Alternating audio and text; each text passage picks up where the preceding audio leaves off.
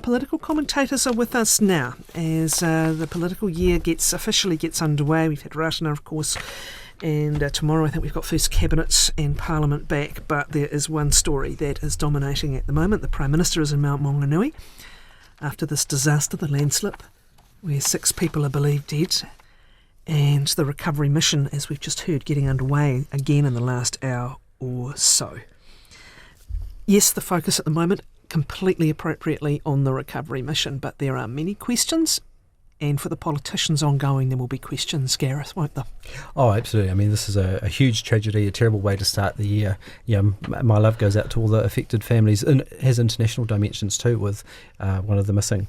Obviously, there's a lot of questions, both for the council and for central government. Andrea Vance had a very interesting story over the weekend about whether some of that mapping work was actually done on the Maunga because it wasn't part of the limbs and households literally on it, and questions around the evacuation and risk. That's going to take a while to flow through, but what is clear, we're in a new normal. It's almost every summer we're getting hit by these worse and worse storms, and what we know is the degree of temperature globally we've added to the climate adds 7% more water to the atmosphere. That actually makes these events 15 to 40% heavier or more intense. So it's already costing us billions of dollars every year. So not only the specifics of this question, but how do we adapt to this new normal where the year sort of starts with Ratana, anniversary days, Waitangi, and a massive storm, it seems, every year. The adaptation question, it's interesting, Gareth's point, just based on Andrea's story there, because councils are doing hazard mapping. Ben, it's a story we covered a lot last year, and insurers will be using some of that mapping to make decisions about what they will and won't insure. We've got flood maps, etc. We've got some landslides identified as hazards where they are known. To Gareth's point, we may need to be much more proactive. And who's going to undertake that process and how? These are the sorts of questions that will in time evolve.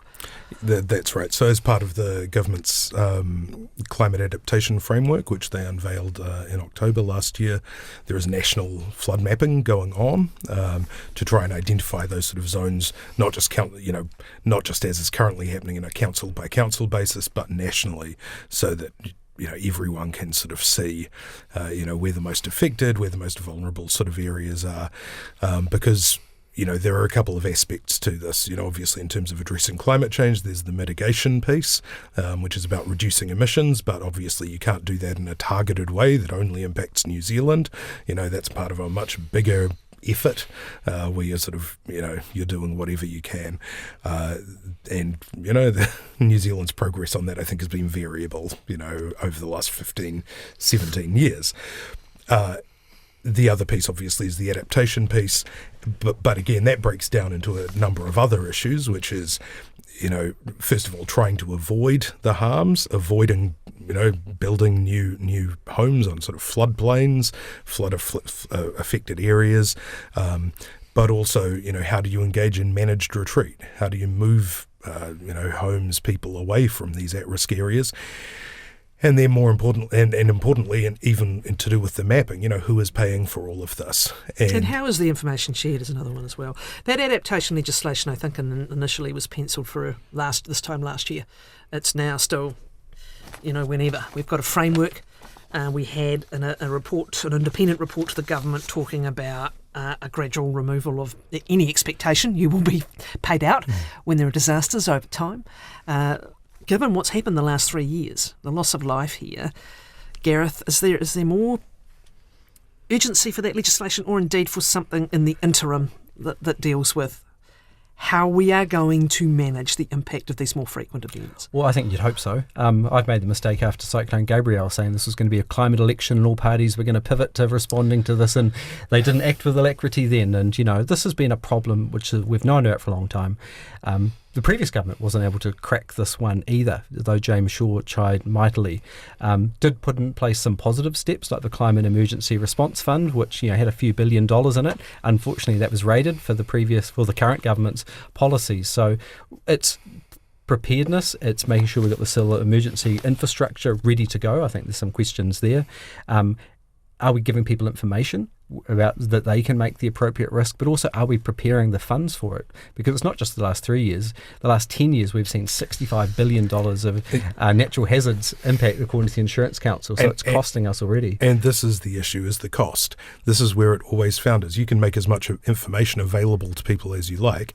There's still got to be the funding available for people to actually, if your home is suddenly worth a lot less because it's on a floodplain and has to be abandoned, who's going to pay for the relocation? But what we are seeing now also, however, is not just that question of retreat from flood-prone and other areas. This is about information to help councils and others manage an elevated risk to life. And, the anniversary floods, we're on anniversary day today. And again, people will be looking to some kind of central government guidance as to how that is going to proceed, as well as the enormous costs of retreat from some areas. This feels today way more immediate. And we're still making the problem that we're building in these flood-prone regions. So, I come from Tairāwhiti. Once again, we see all the forestry waste emerge on the beaches, wipe out communities and infrastructure. What was yesterday's solution, forestry on the coast, is now today's problem. And the question is, are we still setting ourselves up for more problems and more costs in the future? And this is why, they need to work together and actually get a coherent action plan together. And even once councils have that information available in terms of things like flood banks, where's the money going to come from? Is it going to come from the 2 to 4% capped rates increase per year? I mean, you're talking about, and obviously we're going to have to look at council amalgamations, whether sort of forced or merely nudged because of their rating bases in a lot of these smaller areas. But ultimately somebody is going to have to foot the bill for all of this. And that's the tougher conversation, because there is no money. Not really, because the previous government, I set a really good principle, which was you get the polluters through our emissions trading scheme to contribute to the emergency response fund. We had billions in there, which was rated. Okay. Look at Auckland Council's the largest budget line of new expenditure is buying up flood-prone properties. All right, and they also did flag the previous Reserve Bank governor wanting this climate exposure reporting from the major players, because that is another element. Is now right now we're in the middle of a human tragedy, and that recovery getting underway again. But one wonders whether this question that multiple governments have kind of nudged along the road is getting to a point where it comes up the list of concerns that people have beyond this latest tragedy. Okay, it has certainly overshadowed the beginning of and rightly so, the beginning of the political year. Cabinet back tomorrow, first caucuses tomorrow, Parliament's back as well. It's going to be a fairly frenetic start. We did learn over the summer date when the election date is going to be, November 7th. Is that about as late as the Prime Minister could go with a feasible date, Ben? Yeah, I think the lateness of it has been a little bit overcooked. It's not sort of, unusually or astoundingly late, but it's certainly, I think, as you say, about as far as you'd want to push it in the normal range, and also have time to negotiate a quick-fire coalition agreement with your trusted partners whom you've just been returned to office with after a successful economic recovery throughout 2026. Look, this government has tended, I think, to leave things till the last minute. You see it with all of the, budgets, budget policy statements. They all tend to be sort of on the last possible day. Yeah. Well, you always got to get the All Black Test calendar out. I don't know if that still holds, but that happens as well. But another question that's raised is, especially given the shape of governments we seem to be having these days, is, well, are we going to have a government by Christmas? Because that's the other thing. You want to leave sufficient time. And we know one person in particular likes to have the results of the specials through before even beginning negotiations, that being the New Zealand First leader. I'm not asking you to give me an answer right now, Gareth, but again, was that part of the thinking, leaving some runway through to trying to get a government formed? Well, I think they were trying to balance the two points of tension. One is they need to wait till the absolute longest point for the supposed green shoots to actually make themselves manifest and people can actually start seeing these green shoots. Meanwhile, there's a winter and potentially 2 interest rate rises into that period before then. And then that pressure that you need to leave enough time to negotiate the government. And Winston Peters, he has a history of drawing these things out. It's 40 days last election, so if it takes 40 days again this time, that's bumping up pretty close to Christmas, and to have the first sitting of Parliament. Ben makes the point that maybe if you got those three parties coming back together, it might be easier to stitch a deal together. But what we're seeing in the polls is National could be in a much weaker position. So both ACT and New Zealand First will be trying to get their pound of flesh. Yeah, let's talk about the polls, because there is something of a trend coming through. Obviously, the individual results vary a lot, and of course we are in summer times. But there does seem to be this trend from recent polls that the current coalition government's on track to perhaps make it with a couple of spare seats, but National's share of that makeup has decreased. Now, how much of a problem is that for National and for Christopher Luxon also, because he's going to have antsy backbenchers looking at their seats? What are you making of where we begin the year anyway in terms of polling? Look, in terms of forming the actual government, it does weaken National's hand if they go in with 30% of the vote, 32% of the vote, well down from the 38% that they got in 2023. Probably not sort of tangibly enough to make a huge difference. They're already currently only, say 14 of the 20-person cabinet as National ministers. They have about 20 members of the executive, or 18 members of the executive, out of about 30. So that includes ministers outside cabinet. Yeah? That's right. And I think that you would probably see that as a bit of a flaw. You wouldn't be looking at a major sort of increase in the smaller parties' representation. New Zealand First, because they have been surging over the last year, they would be looking at an increase. They currently have 3 ministers inside cabinet, 1 outside cabinet, and one parliamentary under secretary. They'd want to see a boost there. But you're right in terms of how does this affect National internally coming through the campaign? Much tougher. Not only those list MPs, those electorate MPs in marginal seats, some of whom really won against the odds in 2023, will be feeling very nervous.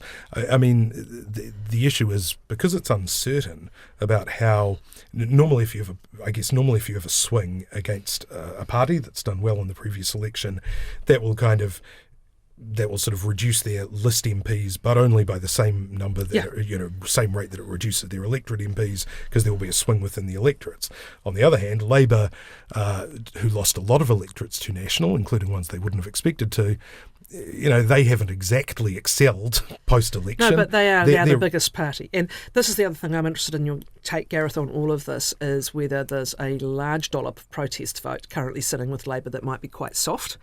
And second, are they also eating up some of their potential coalition partners' votes, particularly the Greens? Well, that's exactly their problem. And, MMP's like a relay race. You can be running right out ahead, as Labour's doing at the moment, when you've got the baton. But if your partners on your team aren't racing ahead as well, you can lose the race. So they've got the opposite problem that National has, that looks like they're actually eating into the Greens' vote. That's a historical sort of thing that you can see through history. The Greens really benefited from Labour's drop at the 23 election during that last period of the campaign. So, there's no... But Labour would be ultimately targeting the swing vote, the so-called, mystical kind of middle voter who can move particularly between the two biggest parties. Now, that's really where it should be hunting. And with a focus on the Auckland, question is how soft that vote is at the moment. I think it's flexible. It's, available. You clearly see them focusing on Auckland. That's where they had their caucus retreat, really targeting Does some of those. Does anyone care about that, really? I mean, what will it take? No, I think it's a little signal, but clearly they're trying to signal that they've learnt the lessons, that they really failed in the Auckland last election. They're making it a priority this election. But I think they're also trying to do things. If you look at the way they're maybe talking about some of their issues, the way some of their design is coming across, they're appealing to Green voters with a Mandami-esque policy, but maybe some of those centrist voters more of a Albanese-esque policy platform, which is a very weak capital gains tax. Are the Greens getting something wrong strategically at the moment? Well, it's interesting that their new Chief of Staff, former Green MP Kevin Haigh, this week has said that they've had systemic problems and they need to get off the sideshows. So I think it's quite a refreshing actually admission, because previously it's been everything's fine, we're going to do a great ground game and everything's going to come together. But they've had a success succession of 7s and 8s in the poll. That is very close to that 5% threshold. I don't think anyone thinks they're going to drop out. No, but they would rather be near a 10, wouldn't they? Well, and part of their identity is wanting to be the third force in New Zealand politics, and that clearly, I think, is the momentums with New Zealand First. And even at Ratana, both the Greens and Te Pāti Māori were opening the door to New Zealand First in some of their public that comms. lasted about half a second. And, but anyway, and that is an issue, is that, Labour are hunting, I think, for some of that sort of, cooler, young, online left-wing vote when, and they're probably failing to convert in that traditional left-wing vote that New Zealand First are picking up a lot of. Yeah. Really going after working class messaging. Yeah. New Zealand First currently is functioning almost as a sort of storm drain gate. Great. So as middle voters become disenchanted with, say, National, as they migrate leftwards, they get stuck on New Zealand First as opposed to heading over to Labour. That seems to be what we're seeing here. That's a real problem for the centre-left bloc. You can't just split the sort of, the left vote, the Twitter or Instagram left vote and turn that into a majority. You would think that Labour had a lot in terms of, say, the women's vote in the centre. The so-called John Key, Helen Clark women. But, right now, the total numbers aren't sort of there. And I think that trying to out urban liberal the Greens is not their best tactic. And New Zealand First has played that role in determining the government for, I don't know how many of the last elections, there's been one or two exceptions. But again, Labour's got the more complicated picture to try and put together a Labour, Green, New Zealand First. If Te Pāti Māori can't bring enough party vote, they've got the more complicated picture. Let's look at how some of this is going to... sorry, finish your thought if you want to. Oh, no, the risk for Labour, I think, is if that they don't have a plausible pathway for success with Greens and Te Pāti Māori, it amplifies New Zealand First, makes them more important. Everyone focuses on, everyone asks Winston Peters questions, and people start questioning, if it is going to be a National Act New Zealand First government, do you want a larger New Zealand First component in that makeup to maybe be a bit of a block for things like asset sales and things like that? So that's a risk for the momentum. It's always been a risk. It's an elevated risk with the size of the smaller party vote that we have in this latest government. It's always been a risk for the bigger parties that if people don't think you can make it, they'll go to their second best option. Okay, let's look at how this is impacting. There were some big decisions made over the summer break, and I want to touch on a couple of them. One is Labour's got to make a call on what to do about the India free trade deal, with New Zealand First saying we're not going to support it. But let's actually start with this captain's call on Auckland housing. We're just trying to ascertain how much will actually change. How much will the leafy suburb, the fabled leafy suburb homeowners now be more protected by the captain's call the PM's made on his housing minister's plan? Is there any actual change other than changing the number of houses you think might be built over 30 years? Well, I think the final decisions haven't been made yet, right? They're still consulting on it. But my understanding is that essentially it's going to be more focused on, inner city housing, building up in the inner cities and around those, new revamped CRL, City Rail Link stations, which makes a lot of sense. I mean, that was sort of the spirit of all these laws. Will some of those historic suburbs that were so impacted, people talk a lot about Kingsland in particular, will some of those suburbs now get some kind of reprieve on how high your neighbour's property can be, or not? Well, Kingsland already actually has quite a few apartment buildings in it. I would think that sort of the further out you get, the less, the more outside the plan change you will become. So I think Howick, for instance, the eastern suburbs, I think they're sort of looking at, at being kind of released, I suppose. But I think the closer you get to the inner city and to, Kingsland is right next to what they call uptown, in the Retailers Association sort of lingo there. Those are areas where you would expect more density. Well, we just don't know, but it's clear that, there's been a lot of pressure from national backbenchers, other forces. The Prime Minister is clearly cognizant of the attack potential from New Zealand First and ACT, really eating into that vote, so making this call to change, but we don't know exactly change for where. But look, I think it's a mad way to run our cities, that places like Mount Eden, Remuera, close to the city, basically young people are forced out, and we can't develop these cities, these centres which are close. Everyone's going to be able to reach a consensus around intensifying around transport corridors. But this is the big intergenerational battle in our politics, and unfortunately for young folks, it's not a great way to run a society or an economy to have them flee the country because they don't feel they can get on the ladder. India free trade deal, so the Prime Minister said they'd get it this year. He made it technically. There's always the devil in the detail discussion about a free trade deal, but the other big question is, has he got the votes to get it ratified? Well, he looks like he needs either the Greens, which I think is unlikely, or Labour. So it does put Labour in a bit of a position of power and a bit of a bind what they do. This is the party, of course, that negotiated the world first free trade agreement with China, right? Which then Foreign Minister Winston Peters stood aside from. So his history repeats in a number of ways. I mean, we're just talking about their positioning. What do you think the outcome's going to be of this decision? I think it's pretty likely it's going to go through. This has become a truism of New Zealand politics between Labour and National to continue signing up to these. But this is evidence that a fast deal is not always a good deal. India clearly saw the pressure under because of the commitments that had been made. New Zealand First points out that it's opening up our immigration markets our employment markets a lot more than Australia has done, the United Kingdom have done, and for him it's another point of differentiation from the government. He's playing this game of insider outsider very well. Yeah, I mean, I think a lot of the objections are a bit overblown. My read of the immigration provisions is that it doesn't actually create any new sort of quotas or increase any kind of existing caps. It's all within the existing, green list, the existing student visa issues. So, I think there has been grounds, I suppose, for New Zealand First to kind of dig in and fearmonger on this, along with the prevalence of Indian sounding surnames and other attacks on New Zealand identity apparently. But the substance of it include, I think one of the other worries was this requirement for directed capital foreign direct investment into India, which New Zealand firms I don't think could ever meet, but again, that's more of an aspirational one. So I think the gains are more limited for New Zealand out of it, but I don't think that the downsides are really anything like what's been suggested. Okay, then quickly, look, we know the themes of 2025, cost of living, concerns around health, the economy overall, just the vibe, Your Honour. What are you picking 2026? What is going to define the way this election year unfolds? Well, I guess on that vibes point is that, this is what the government's been clearly hoping these green shoots would come through. There's been a real road bump with the latest inflation, which was above forecast. It seems to be very broad-based, so you can't say it's just because of geopolitical tensions or anything like this.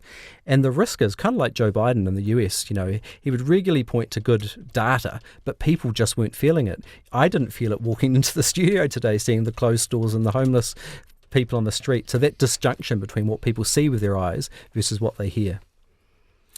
Yeah, I think that's right. It's going to be a white knuckle ride for the government, trying to ride the economic recovery into the election.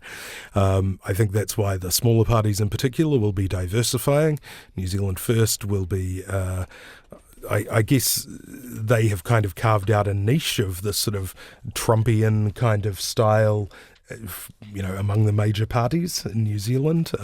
And look, that's not popular amongst the wider New Zealand electorate, but it does give you a strong base as a minor party. Well, they're not beyond making a few adaptations according to public demand either. Some of the fishery stuff that was changed over the summer when the recreational fishers got out in force. But interesting that there linkages with Reform, One Nation in Australia, looking at them as a bit of models for rapidly jumping in the polls. And this is where the Greens should be looking. Why can't they capture that Polanski, Mandami momentum you see in the US and UK? And it's very difficult. It's going to continue to be very difficult, I think, for the two major parties who still have enough of their sort of feet on the ground in terms of being, sensible, centrist, liberal democratic parties, and they can't compete on that kind of rhetorical sort of level. But maybe it's the case, as Mark Carney said, the global order is breaking down. Maybe the old political order is breaking down as well, and we're seeing increasing polarisation. People aren't really being persuaded, through evidence. It's kind of yelling at each other, unfortunately. So let's hope for maybe a more evidence-based, good discourse election.